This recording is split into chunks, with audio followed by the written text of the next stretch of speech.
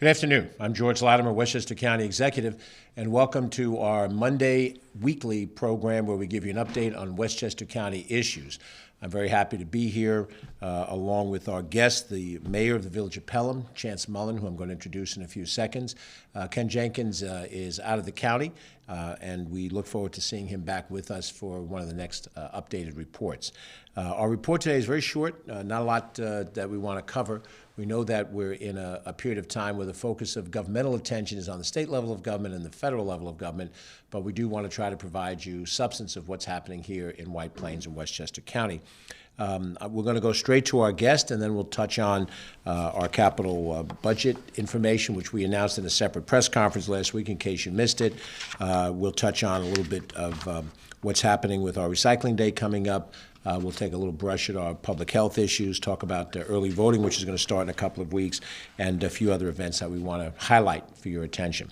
But first, every one of these updates, we invite one of the village mayors, city mayors, or town supervisors to join us. Sometimes they'll send a deputy mayor or deputy supervisor to talk about their community. And there are 45 different municipalities in Westchester County. Everyone's a little different. Everyone has their own appeal. I've had the great pleasure over these 5 years as county executive to be in every corner of the county. And on a regular basis, I've had a chance to go to the local civic club events and have an opportunity to eat in the restaurants and see some of the other community activities and events. And the village of Pelham, which is generally considered on the Sound Shore side of the county, southern Westchester, is one that I've known since I was a young boy, growing up in the next door community of Mount Vernon.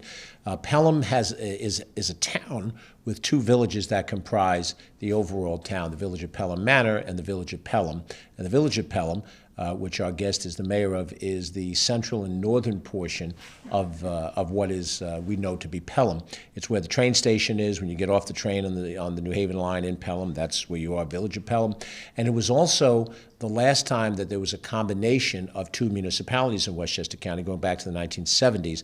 There was once a village of North Pelham, which combined to the village of Pelham, the central portion of it, to become today's village, which is about 7,000 people. The community is a wonderful bedroom community, but it's got a very vibrant shopping district on Fifth Avenue, and it is the home now of the exciting Pelham Picture House, which is having a new life as an art destination, and the Pelham Art Center is in this area. So there's lots to recommend Pelham, and we're very happy to have with us here the mayor of the village of Pelham. I'll introduce him and ask him to come up, Chance Mullen. Mr. Mayor, thanks very much for being with us today. Thank you, George. Thanks very much. Thank you to County Executive Latimer for the incredible leadership you've been providing to our county. And thanks as well for this opportunity to share some information about the work we're doing in the village of Pelham. It's good to see everyone here. My name is Chance Mullen. I'm the mayor in the village of Pelham since 2019, following a 2-year term as trustee starting in 2017. Pelham is a great place to be mayor. It's a gorgeous community, a wonderful place to live. We have great schools. It's safe, walkable, quite a few historic buildings and homes throughout the village, like the Picture House, built 101 years ago on one end of our downtown, and the Art Center 50 years ago on the other end of our downtown. We have a Metro North station that runs right through the middle of the community, which is pretty convenient for a lot of our residents. We have a lot of folks who commute to the city during the day, although not quite as many as we used to. We were just certified as a bronze climate smart community. We're installing public EV charging stations throughout our downtown right now. We're very excited about the progress we're making there. And some folks who are listening have probably had the opportunity to attend some of our outdoor events that we've hosted, thanks to the Village of Pelham Council on the Arts, which we launched 2 years ago. At one of the summer concerts, one of our residents pulled me aside and said, you know, the Village of Pelham is central casting for small town life. We've got dining in the park, farmers market every Sunday, outdoor concerts, other performances. It's a very beautiful community. This particular week is a week of celebration for our village. On Wednesday at 2 o'clock, we'll be hosting a groundbreaking ceremony for our new Consolidated Municipal Center, which will be a new home for our Village Hall with a new police station and firehouse attached to it. It's a project that is being done in partnership with a private developer who is assuming the full cost of the project. We like that quite a bit as well. And I'd like to spend a little time today just sharing some of the details of it. Stepping back a moment so that folks have some context about the village, we're facing two core challenges right now. The first is dealing with a lack of private investment in our downtown that's really gone on for decades. The village is old enough to not be a planned community in the modern sense of the word. The history of our downtown goes something like Pelham happened, then we put in zoning, and then not a lot happened. So fast forward about half a century and our downtown has more than its fair share of empty lots and underutilized properties, old gas stations, parking lots. Even our existing buildings have suffered from a lack of investment over time. Much of our downtown includes old apartment buildings, all of which are very affordable, but some of which are affordable for the wrong reasons. And we've been working hard to make sure that the existing buildings are kept safe and compliant. And we've also been working hard to attract new development that fills in the sort of broken teeth footprint that we have throughout the corridor.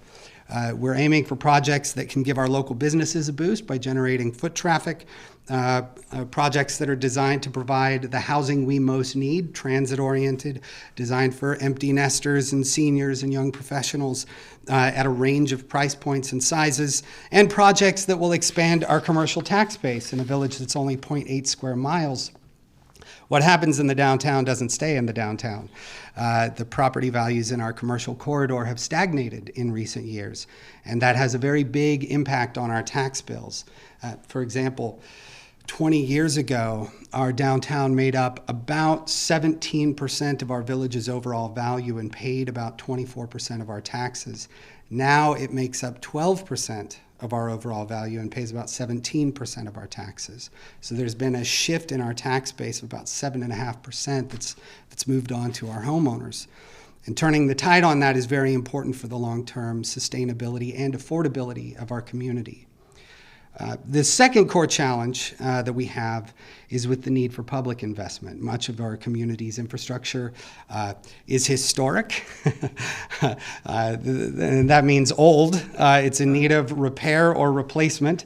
Our sanitary sewers, storm drains, traffic lights, and what's become most pressing and urgent is dealing with our public facilities. We have a 100-year-old firehouse that's reaching the end of its useful life. We have a parking deck that's reaching the end of its useful life. George, when you say reaching the end of its useful life, that's the nice way of saying it's probably on its way out. We have a police station inside a building that was never meant to be a police station. We rent space for our police station. And we have a village hall that's not ADA accessible 50 years after Congress passed the Americans with Disabilities Act. So renovating these facilities where they stand would cost us about $17.5 million and require a tax hike of about 12% in a community that already has really high taxes because of our diminished tax base. It's a perfect storm. This lack of both private investment and public investment for so long. And this has been the primary focus of my administration. And we're making progress on many fronts. We're expanding our housing stock by about 8%, including the construction of our first new affordable housing ever built in Pelham. It's going up right now. They just put bricks on the building. We're adding about $40 million in new value to our tax base. In a couple of weeks, we're going to break ground on relining about 10% of our sanitary sewer system, which is very welcome news for the folks in our community who have been dealing with sewage backups every time it rains. But the project that we're celebrating this week started 4.5 years ago. Instead of renovating our existing facilities, we decided to try something a little more creative to address our needs on both the public and private fronts at the same time.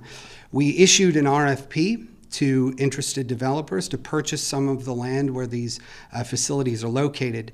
But instead of paying us cash, they could build us new stuff alongside the construction of their stuff.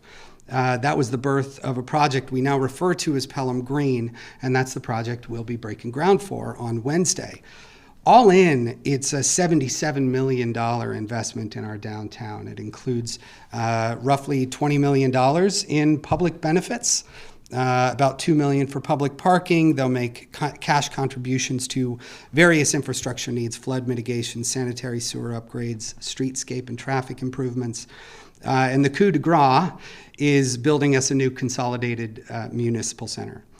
Village Hall connected to police and fire, all financed by Pelham House. And because they're also building that new private property on land that's not currently on the tax rolls, we'll get about $12 million in new tax revenue paid townwide over the next 20 years.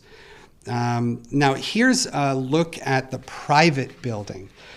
It's going to be 127 units. It's got a nice restaurant on the corner, commercial storefronts along the ground floor. Unseen in the picture here is the parking, which is on the inside of the building.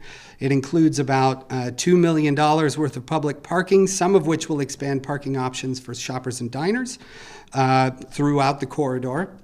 But a lot of the parking that's public inside will be committed to residents living in nearby buildings. Those buildings are primarily lower income housing in our downtown. There will also be some affordable units in the mix. 5% will be workforce housing, which is affordable to folks making up to 80% of Westchester's area median income, which translates to about 54% for Pelham's AMI, so it'll be very affordable for our residents. We've also made sure that about 55% of the units are smaller, studios, one bedrooms. This is essential for our seniors, both those with means and those without. And so we're excited to offer those options. What I like about the building's design here is as it wraps around to 4th Avenue, which is a more residential area, you can see that the facade steps back in multiple areas, and they've created stoops along 4th Avenue with direct entrances to individual units along that street. It's a really nice design. On the other side of the street, on the other side of 5th Avenue, right in the middle of our downtown, will be our new Municipal Center. There's a firehouse on the left side of the building, which will have 4 bays. Our current firehouse has 2 bays, and we stack our trucks one behind the other in order to fit them in the building. But having 4 bays is going to increase our response times dramatically. Above the apparatus floor, we'll have living quarters, a kitchen, a rec room, some outdoor space for our firefighters to get some fresh air from time to time. On the right side of the building, closer to the corner, we'll have the police station, which you can enter from the back. It includes a sally port and parking area for our police vehicles. And right on the corner is the new Village Hall, gorgeous meeting space. It's designed to be flexible. It'll be open and accessible for our nonprofits, for art galleries. We can even use it as a public access TV studio. And above that space is an outdoor pocket park, which will have tables and chairs. So folks can get takeout down the street, come up there to eat lunch overlooking our downtown. And for those of us who care about the importance of addressing the impacts of climate change, I'm excited to say that this building will be built to LEED Gold standards and will be the single most energy efficient public building ever built in the village of Pelham. So we have a lot to celebrate. We're making a lot of progress, and we're excited about it. I do want to say thanks to you, George, for the support that you've given our municipality along the way. I think this is your win, too. And it's taken us 4.5 years and a lot of volunteer hours to get this done. We joked at the beginning that we wanted to engage the community on so many different fronts that by the time we got to the end and gathered everybody together for a photo op, the photographer would have to go half a block away just to get everyone in the frame. And that's the photo we get to take on Wednesday. So for anyone interested, please join us, 205th Avenue in Pelham on Wednesday, October 9th at 2 o'clock p.m. And thanks again to you, George, for giving me the opportunity to share. Have a great afternoon, everyone. Thanks very much. Thank you, sir. Thank you. That's Mayor Chance Mullen of the Village of Pelham, and Westchester County's IDA, under the direction of Joan McDonald, was very happy to be able to help incent that project to make it happen. And when you look at these things, you can just look at this one corridor in the county. Next door in Mount Vernon, just a few weeks ago, we opened up Memorial Field, which is an eye shot of people who live in the Pelham community. On the other side of you in New Rochelle, last year we opened up a new family court building, which serves people from Pelham as well as New Rochelle and Mount Vernon and downtown New Rochelle. You go one community over to the west into Yonkers, and you'll see the improvements we've made in the public pools and the public parks of Yonkers that we have responsibility for. You go just north and slightly over, you have in Bronxville, Mount Vernon, Yonkers, Scout Field, which underwent a major improvement, and all these different things. We're looking right now at participating in a consortium to fix the Lake Isle Dam, which, were it to breach, would be a big problem for Pelham and New Rochelle and Mount Vernon and so forth. So I think it's this concept of the county not being a separate government, but a partner with our local governments. We've tried to create that mindset, and it always takes two to tango. So I want to thank you and your village board for being cooperative, and your village administration. And we wish you the best of luck, and we'll see you on Wednesday. Thank you. As part of that. Chance Mullen, again, Mayor of the Village of Pelham. Let me go through a few other things while we're here for the update. We had a detailed press conference last week to announce the submission of our 2023 capital budget to the Westchester County Board of Legislators. If you missed that particular press conference, I'll just reference it briefly. The budgetary process for Westchester County starts with the reality that we operate on a calendar year, fiscal year. So our fiscal year is January 1st through December 31st. That is true for all of the towns of Westchester County and 4 of the 6 cities. Villages, school districts, the state itself, and 2 of our cities do not operate on a calendar year, fiscal year. So for those of us that have a budget that has to be in place by January 1st, we are now in the heart of budget season, and the submission in mid-October of the capital budget gives the Board of Legislators the opportunity to start delving into the specific projects. It will be followed on November 10th by a submission of our operating budget, and that will show the different departments, the different staffing circumstances. You'll see what we're going to do with the property tax situation at that point in time, and all of the other revenue streams that we have. And we will also submit the refuse district and the various sewer treatment districts at the same time for that November 10th. Then the Board of Legislators has a series of reviews that they will go through. They'll have some public forums in different parts of the county. Their committees will start to meet on an ongoing basis with the eye to complete full review of the budget, any modifications they choose to make sometime in the first portion of December, submitting it back to us for our final review. Structurally, there's a certain authority that we have, but we'll see if the negotiating process can get us, as it has in the last few years, with both an on-time budget, a balanced budget, and in the last 3 years, a budget that cuts the overall county property tax levy. We hope we can do that again. Details will yet follow. I want to bring to your attention 2 meetings, one of which is in Pelham, in which we invite members of the public to come and speak to our team prior to the submission of the budget. The first one is coming up this week, Thursday at 6 p.m. in Peekskill, and that is the 20th, at the Field Library, which is right on Nelson, right in the heart of town, opposite City Hall in Peekskill. And there at 6 o'clock, and then on Wednesday, November 2nd at 7 o'clock in Pelham at the Durango Townhouse right on 5th Avenue. Members of the public are welcome to come in and then give their opinions about what they think should be in the budget. Now keep in mind, at this stage of the game, you don't have a firm budget to comment off of. That will come when we submit our operating budget to the Board of Legislators, and they hold formal public hearings on the budget itself. These are input sessions before the budget is finalized. This is something we instituted in 2018 before we prepared the 2019 budget, our first budget, and we thought it was a good dialogue opportunity. Generally, it gives individuals, sometimes organizations, a chance to come and express their point of view about where they think levels of funding should be, but we're happy that we can have one in the northern part of the county in Peekskill and one in the southern part of the county in Pelham before we submit that budget. But those dates are coming up. Make a note on your calendar. This Thursday, October 20th at 6 o'clock at the Peekskill Field Library, and then Wednesday, November 2nd at 7 o'clock at the Durango Townhouse in Pelham, an opportunity for your input on the 2023 budget. The capital budget, which has been submitted, is $662.5 million of new appropriations, and that's based on all the funds in the county budget, which will do a series of different improvements through Westchester County. In past years, as I mentioned at the press conference, it is our capital budget that identified how we were going to improve the Sprain Ridge pools and get those back in business in Yonkers, fix the Miller House, fix the North and South County trailways, invest money in the Lighthouse in Sleepy Hollow and Kingsland Point Park, host of other things. And so this budget has a number of these different issues as well. Of the $662.5 million in capital expenditures, $448.8 million of it is general county purposes.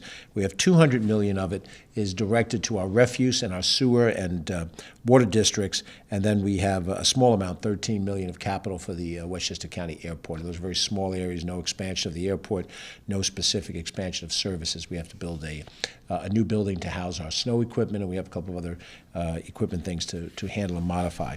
But overall, we've identified $125 million that would fall into the category of environmental conservation and flood mitigation. We're working as part of that with additional revenue to continue the electrification of our county bus system. We have $18 million set aside for electric vehicle charging stations to expand that footprint around the county. We've got them in a number of different places. We want to expand it. And we're creating a grant program, and I know Chance is taking a note of this as we speak, in which we will allow municipalities additional money to help them advance their electric vehicle charging station plans. We put together a pot of dough of $5 million, and we'll come up with a mechanism by which communities can ask for that money, get some of that money in matching with their own, so they too can put up more electric vehicle charging stations out there and create the infrastructure necessary for the growth of hybrid electric and electric vehicles all across our county. We have $12 million set aside for additional flood mitigation efforts, and some of these are targeted in specific areas. The Mamaroneck Harbor system is one of those areas that's been targeted, but it's spread out across the county. We've put aside $198 million out of this capital budget for environmental facilities, $46 million for the Yonkers joint system down in the Ludlow Park area. We have $25 million set aside for the Mamaroneck wastewater system. We have $20 million set aside for the New Rochelle water resource recovery facility and a host of other areas. We've set aside $90 million of capital for affordable housing advancement. We're putting $25 million aside for land acquisition for new affordable housing units, $15 million set aside for infrastructure improvements, and additional $50 million that has been transferred from the ARPA funds that the federal government gave us to help development of workforce housing. We can use that money more flexibly than just the original areas of land acquisition or of infrastructure. So we're hopeful that will help us improve in some of the things we want. All of this in the capital budget that we put before the Board of Legislators. We have some parks improvements. Cranberry Lake Preserve in the town of North Castle is going to get some specific attention in this budget, and the Playland Ice Casino in Rye also, which is still within the county's control. We have Standard Amusements managing the bulk of what is at Playland, even though we're doing the capital infrastructure that you see going on now. It's a massive catch-up amount of capital that we've had to do. But we're pretty confident that this going before the Board of Legislators will be helpful. It is their discretion as to how they want to discuss these different issues and negotiate with the administration, and that's the give and take of government.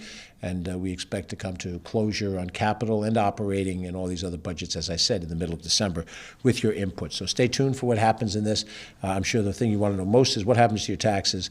We have cut the tax levy the last 3 years. Hopefully we can do it again. We'll see if that's what we can announce on November 10th. We have also fully funded our police services, our correction services, and our probation departments. There's a lot of concern about public safety right now. We understand that there's a concern and a fear out there. We have still seen a reduction in crime today from where we were 5 years ago. There's been some uptick in certain categories this year, and we'll try to report on that when we do see the final statistics from New York State for what will be, in a few months, year end of 2022. But we know that it is one thing to be fearful of something, and then there's something that you have to do about that. And the actions that we take by funding our county police and corrections and probation, we think, are positive steps to try to address the uptick in crime that is occurring around the country, not just around the county. On the public health front, things have been pretty static for a while. We had one case of monkeypox in the last reporting period of time. So as we've said, fundamentally, everybody who wanted to be vaccinated for monkeypox has had that opportunity here in Westchester County. Very low level of infection to begin with, and now practically negligible cases.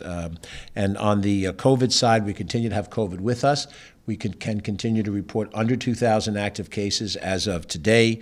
under 7% hospitalization rate. So of all the people that test positive, the test for COVID, 93% of them test negative, 7% test positive. That adds to the number of active cases.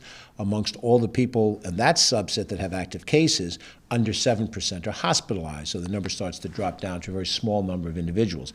We don't know that that will always hold. We're going into the winter season. It gets colder. More things go indoors. We don't know if there's another variant around the corner, but we don't treat it as the central organizing element of our society now.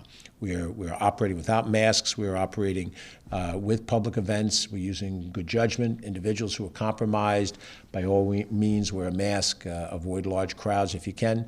We have made it possible for in-person meetings. Both the Board of Legislators has made that decision. Our boards and commissions are in person, but they have the capacity for individuals to be on Zoom rather than in person if they feel that will help them with their own health situation. So we've tried to have flexibility, and we continue to provide vaccinations at all levels for the flu, for COVID, for other diseases.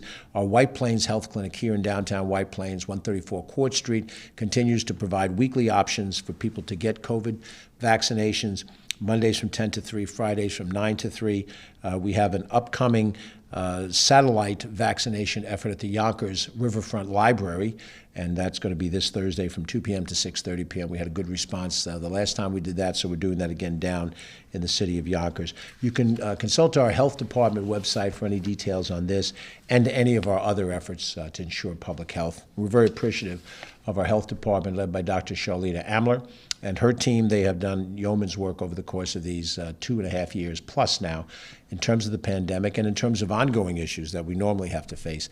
And we're hopeful that we'll continue to have good practices and good health here in Westchester County. We want to make sure that you know that upcoming in just a few days, 12 days specifically, we have our next Household Recycling Day. This will be at Sprain Ridge Park in Yonkers.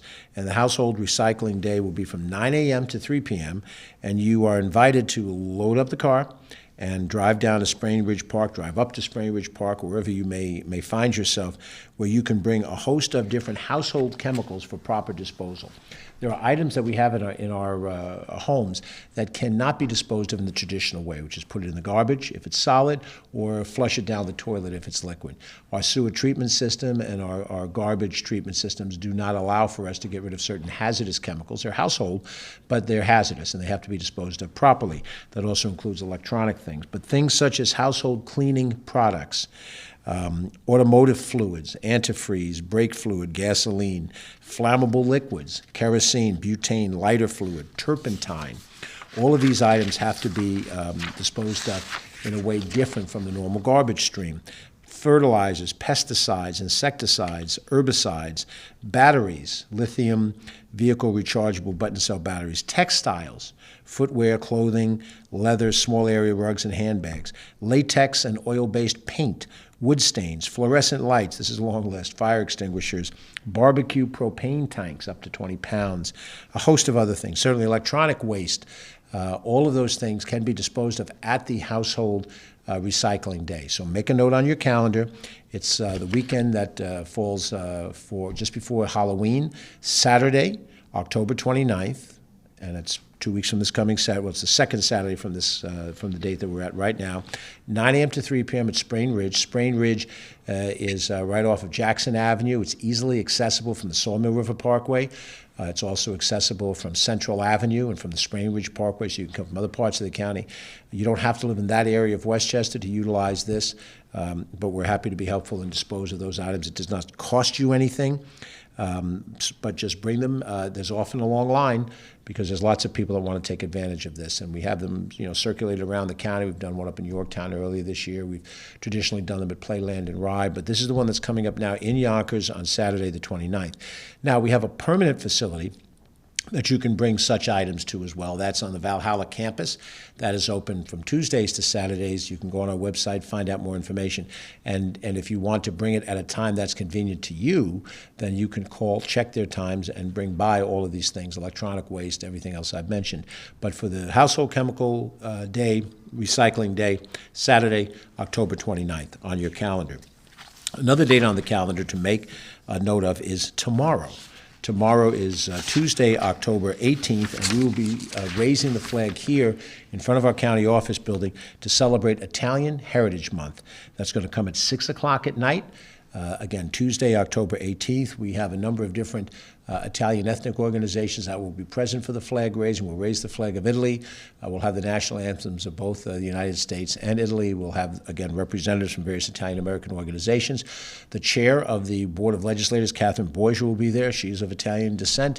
I am partially of Italian descent. When you see me on St. Patrick's Day parading my ethnicity, that's the other half of my ethnicity, the Irish and the Italian. But we have celebrated Albanian heritage, we have celebrated Hispanic heritage, African American heritage, a host of different things for which we in Westchester County take great pride over the diversity and the strength that that diversity gives us in terms of the flexibility of this county and the talented people that are attracted to be part of our Westchester experience and our mosaic. Tomorrow is the day to celebrate the Italian experience here in Westchester, which is significant. A number of my predecessors as county executive, Italian Americans, we have a very prominent list of people who have been very successful in business and medicine and law, who have Italian American heritage. Tomorrow, 6 o'clock, right out in front of our building, we'll raise the Italian flag, and then we'll have a little reception here on the 9th floor to celebrate all things Italian tomorrow. Let me also mention, since we're into the calendars, that we're coming very close now to early voting beginning for this November's elections. Election Day is Tuesday, November 8th this year. That's the latest possible election day. Last year, November 2nd was the earliest possible election day. And for those of you who've been a candidate for office, you'd prefer it to be the sooner the better. But we have a full week in the month of November where the campaigns will continue on. You're well aware of the positions, United States Senator, Governor, down to state legislative positions. There are judicial positions on the ballot. We've already made the point of mentioning that there is an important referendum on the Environmental Bond Act. You have to turn the ballot over to find it. There are local referendum issues in Hastings and Mamaroneck and Larchmont and a host of other different places, Tuckahoe, which you can look on the ballot to find. But you have three ways that you can vote. You can vote on Election Day, Tuesday, November 8th. Polls open at 6 o'clock, close at 9. Your normal polling places, the place that you usually vote. You may want to double check. Some polling places have changed, sometimes for COVID restrictions, sometimes for other reasons. You can check that by going on our website to the Board of Elections, click on it, they'll have a polling site. You identify your address in the finder, location finder, and they'll tell you where your voting address is. If it reconfirms the place you normally vote in, you're good. If it's a different place and you want to double check, you can call the Board of Elections. You can call your local city, town, or village hall. They're usually up to speed on where the election locations are. So you can vote on Election Day proper on November 8th. You can get a ballot, absentee ballot, and there is a procedure to go through. You can go to our website, Board of Elections, click on, download a request for absentee ballot application. You fill out the application, you submit it, and you'll have to identify, what the rationale is. We do not have no excuse absentee balloting in New York State at this point. You must have a reason. The reasons that are outlined for you there, you identify what that reason might be, and you get an absentee ballot sent to you. You complete it, and you return it stamped by date specific so that you can have it counted. The third way is still a relatively new way. It's about 3 or 4 years in duration, and that is early voting. New York State in 2019 created a system of early voting whereby in a period of time that stretches out prior to Election Day, people can go to any one of a number of sites around the county, in our case, Westchester County, 23 locations, where you can vote. Now, you don't have to live in the community where the early voting site is. You could live where Chance Mullen is. You could live where George Latimer lives in the city of Rye. You could live where Joe Scamato lives in the city of Yonkers. I don't want to give away addresses here. But in any of our locations, you could vote at any one of these places. Early voting begins on Saturday, October 29th, the very same day that you're going to bring your household recyclables to Springbridge Park. On Saturday the 29th and on Sunday the 30th, 10 a.m. to 6 p.m., you can early vote at any of the sites. And then the following week, Monday the 31st, which is Halloween Day, 8 to 4, Tuesday, November 1st, 12 to 8, so that's a late night on Tuesday nights if after work. Wednesday and Friday, we go to the 8 to 4 period of time. Thursday, like Tuesday, goes 12 to 8. So you have Tuesday night and Thursday night where you can vote late. You can vote earlier on Monday, Wednesday, and Friday from 8 to 4. Then you get to the final weekend prior to the election, Saturday the 5th of November, Sunday the 6th of November, 10 a.m. to 6 p.m. You can vote. And at that point, there is no early voting on Monday, the day before the election. You then vote early voting. If you do ask for an absentee ballot, you will be unable to vote in any of the other two conventional ways. Your absentee ballot now becomes your official voting. So be sure if you ask for an absentee ballot that is how you intend to vote. You're not going to be able to change your mind and then vote and then say destroy the ballot, and it won't work that way. But we encourage you, you have time now. The League of Women Voters puts out a very effective voter's guide, which lists all the different candidates, lists all the different issues that are on the ballot. They opine on some of the issues. They don't opine or endorse on the various candidates, but you get a chance to read what the candidates have submitted for all of these positions. And they're important elections. Every election is important. And of course, this is the foundation of democracy, to have free elections, to have fair elections. We're very fortunate in Westchester County. We have not faced any election in which an accusation of fraud occurred. And I've seen elections decided by as little as one vote. Village of Larchmont, 1993, I think it was, and one election in the Village of Irvington where there was actually a dead tie between the two candidates. So we have had close elections in the county before, but we're fortunate that we've had no incidences of fraud and no incidences of ballot manipulation. We hope to continue that procedure forward. So we invite you, read up on all the issues and the candidates, make your best selection, and then come election day, they'll count the vote. We'll see who holds these various positions, what policy matters get resolved that are on the referendum, and then we go forward as a nation of individuals. We have the right to disagree, but at the end of the day, the most effective means of having your voice heard is how you vote on Election Day, and that's coming up. So with that, we've covered some of the simple basics on our agenda. We are looking forward to working on the budget. That work will take us on the other side of Election Day, and certainly then we will get ready for the new legislative session in Albany. Westchester County will have its priorities that we will talk about. We'll cover that in a future meeting. We'll have more of our municipal partners come and visit with you, talk about other communities that you haven't heard from, and we will try to keep going forward in as cooperative and as positive a way as we can. If there are any members of the press that wish to have any questions directed to us, you can reach out to Catherine Chaffee, our Director of Communications, at 995-2932. We're happy to be helpful to the extent that we can. Sometimes we're asked questions about issues that have not yet come to fruition, so it's not an effort to not respond. It's just that we don't have a response for you until we've finished analyzing and have an idea of what our policy and position is. But we're certainly trying to be open and transparent in everything we do. I'm George Latimer, Westchester County Executive. Thanks for watching. Have a good and safe week, and we'll see you soon.